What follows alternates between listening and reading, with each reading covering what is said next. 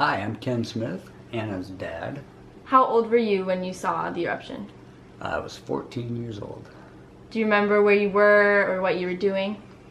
Well, it was on a Sunday, so we would have been at a church, and we probably heard about it at church. And so after we got back from church, my parents were going up to look at the eruption from my high school, future high school actually. I was in 8th grade when it happened. So it was up on a hill, and so you could just see the whole valley of Portland and then the mountain beyond it. And what did you see?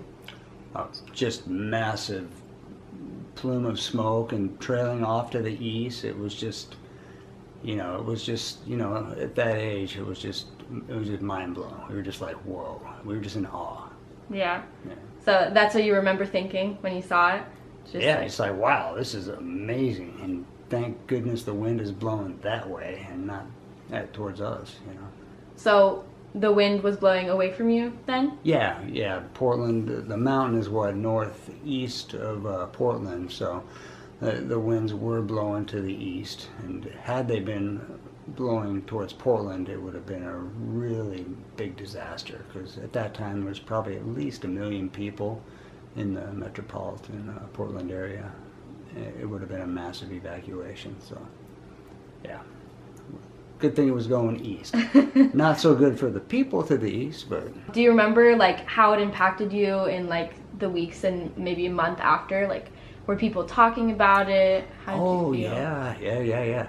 So the news cycle back then was a lot slower. Today it's the next story is hitting you before you can process the last one. So yeah, it stuck with everyone in the local area, and even nationally, kept getting covered for at least the next year. And, we knew we had a live volcano now, all of a sudden, up in the Pacific Northwest that could go off whenever, And so we were always getting reports on the news that, when there's activity.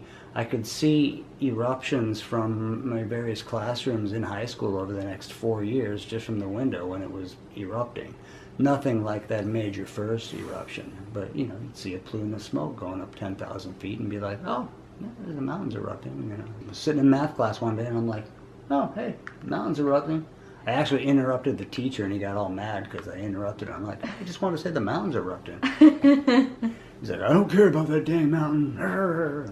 Do you think that witnessing that impacted your life till today? I mean, it's one of those things that was cool to be able to see it and witness and to be okay. It's cool to understand the power of, the earth or Mother Nature or whatever you want to call it, because it's affecting someone around the globe.